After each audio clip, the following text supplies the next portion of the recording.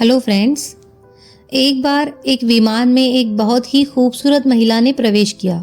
विमान में चढ़कर जब महिला अपनी सीट के पास गई तो उसे अपने बाजू वाली सीट पर एक अपंग व्यक्ति नजर आया जिसके दोनों हाथ कटे हुए थे। महिला को उस अपंग व्यक्ति को देखकर काफी घिन आई। उसने आवाज देकर एयर होस्टेस को बुलाया और अपनी सीट बदलने के लिए आग्रह करने लगी। एयर होस्टेस ने महिला से सीट बदलने का कारण पूछा तो बोली, मैं ऐसे व्यक्ति के पास बैठकर नहीं कर सकती जिसके दोनों हाथ नहीं हैं।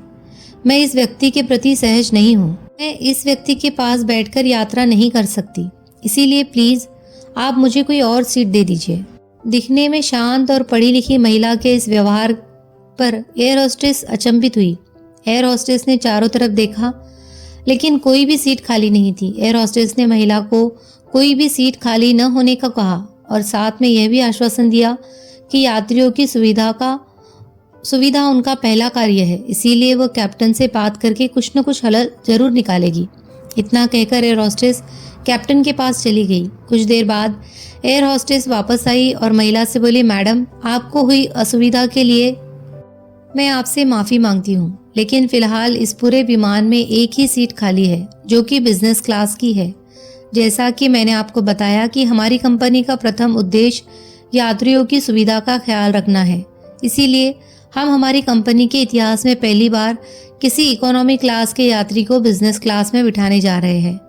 एयर होस्टेस की बात सुनकर महिला बहुत खुश हुई और धन्यवाद कहते हुए अपनी सीट से उठने लगी।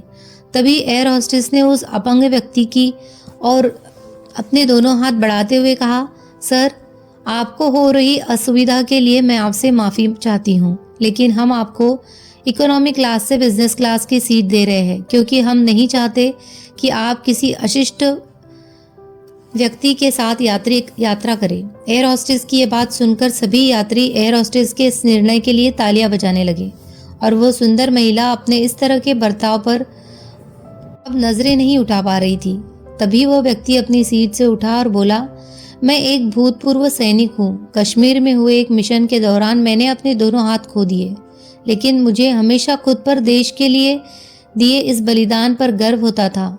आज जब एक महिला यात्री की यह बात मैंने सुनी तो मैंने सोचा कि मैंने भी किन लोगों के लिए अपनी जान जोखिम में डाली और अपने हाथ खो दिए।